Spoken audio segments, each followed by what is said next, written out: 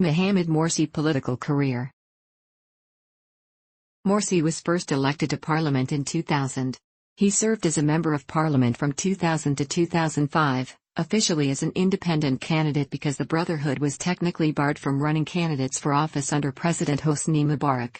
He was a member of the Guidance Office of the Muslim Brotherhood until the founding of the Freedom and Justice Party in 2011, at which point he was elected by the MB's Guidance Office to be the first president of the new party.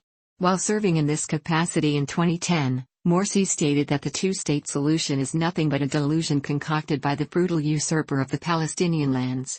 Morsi condemned the September 11 attacks as horrific crime against innocent civilians.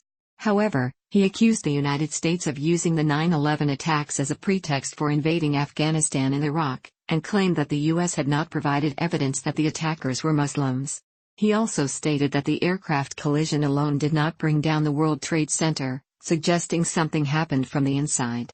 Such views are held by most Egyptians, including Egyptian liberals. His comments drew criticism in the United States. 2011 detention. Morsi was arrested along with 24 other Muslim Brotherhood leaders on January 28, 2011. He escaped from prison in Cairo 2 days later.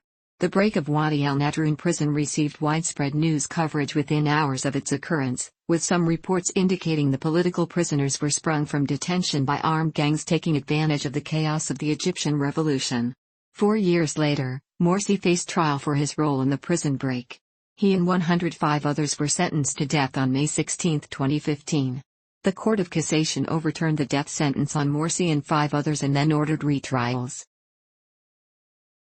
2012 Egyptian presidential campaign.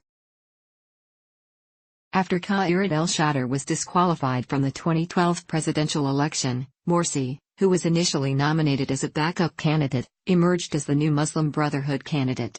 His campaign was supported by well-known Egyptian cleric Safwat Higazi at a rally in El Mahala el-Kubra, the epicenter of Egyptian worker protests.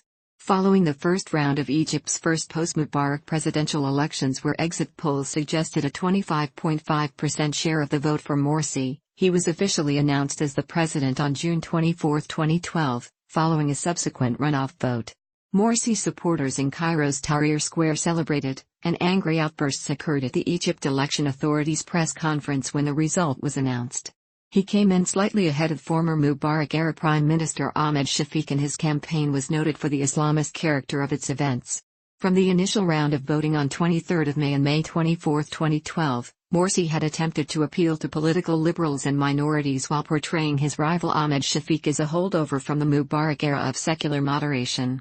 On May 30, 2012, Morsi filed a lawsuit against Egyptian television presenter Tawfik Okasha, accusing him of intentional falsehoods and accusations that amount to defamation and slander.